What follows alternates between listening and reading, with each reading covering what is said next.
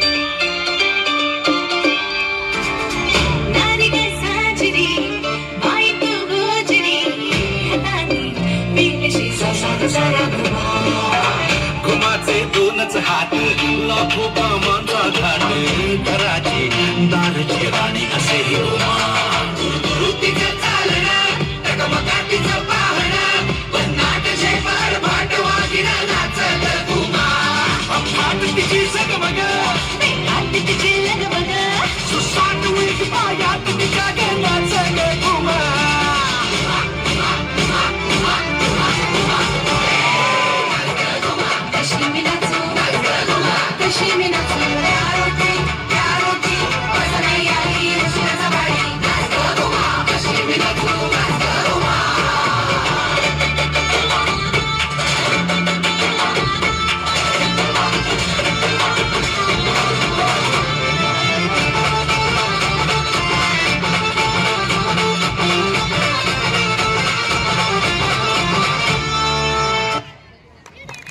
आणि सगळं झाल्यावर या म्हणता नाचणी कशी ज्या मुलाला एक दिवस आठवला मी तो सांगतो. गावामध्ये पहिले ग्रामीण भागामध्ये आपण आपल्या परिसरामध्ये खास करून संभाजीनगर जिल्ह्यात आणि अहिल्यानगर जिल्ह्यामध्ये मळ्यात राहतात, जास्त करून जालना जिल्हा परभणी जिल्हा गावात राहतात आणि म्हणून तो चारा गावाजवळ आणून लावावा लागतो कुठेतरी रचून त्याला कुंपण करावं लागतं. असं कुंपण केलेलं एका माणसानं तो चारा रचलेला आणि एक मोकाट बैल त्या ठिकाणी दुसऱ्याने सोडलेला दुसऱ्याचा बैल त्या ठिकाणी आला. म्हणजे या माणसानं काय केलं त्या बैलाला हाकलून जावं म्हणून खास करून बैलाला इजा करायचा प्रयत्न नव्हता, दगड मारला आणि अंदाजे जर दगड मारला ना खास हेतू नसतो, नेम धरून मारल्यावर लागत नाही आणि हुकून मारला तर बरोबर लागतो, असं होत राहतं ते. तर बैलाला पायाला लागला गुड घ्यायला बैलाचा पाय मोडला. आता याने इकडे तिकडे पाहिलं, आपल्याकडून काही चुकीचं घडलं का प्रत्येक माणसाला सवय असते इकडे तिकडे पाहिजे. चालता चालता पडलो ना आपल्याला किती लागलं त्याचं देणं घेणं नाही, आपल्याला कोणी पाहायला का तसं त्याला बी वाटलं आणि मग त्याने काय केलं इकडे तिकडे पाहिलं आणि एक ताई त्यांना दिसल्या, महिला ताई. यांनी सांगितलं ओ ताई तुम्ही पाहिलं पण तुम्हाला हात जोडतो बरं, कोणाला सांगू नका. त्या बाईनं हा ना भाऊ मी कशाला सांगू, हा मा काय कड्याच्या घरापासून आली त्या फकीरावाकडे गेली.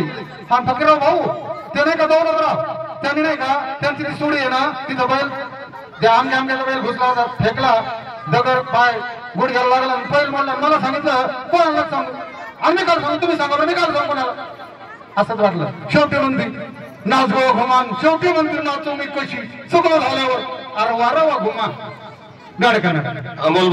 आत्ताच झालेलं आहे गीत नाच ग घुमा आणि नाच गो बया.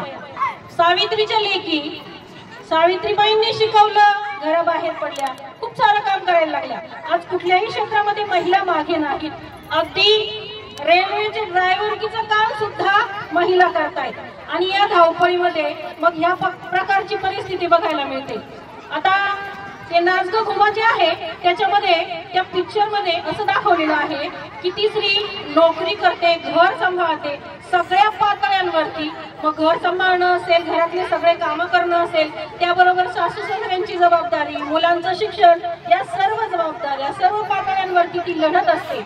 मग हे लढत असताना तिला कुठल्या प्रकारच्या संकटांचा सामना करावा लागतो आणि हे सगळं करत असताना तिची कशी फरफट होते हे या गाण्यातून दाखवण्याचा प्रयत्न केलेला आहे. म्हणून स्त्रियांना खूप कामं केले जातात घरामध्ये तरी सुद्धा मान सन्मान दिला जात नाही. त्यांना योग्य तो मान सन्मान दिला जात नाही आणि घरामध्ये वडील ज्यावेळी मुलांसमोर आईला रागावतात त्यावेळेस मुलंही त्या आईचा मान ठेवत नाहीत.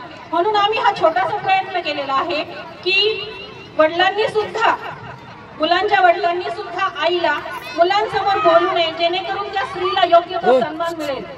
हा आमचा छोटासा प्रयत्न होता स्त्रियांना सन्मान मिळवून देण्यासाठी. धन्यवाद.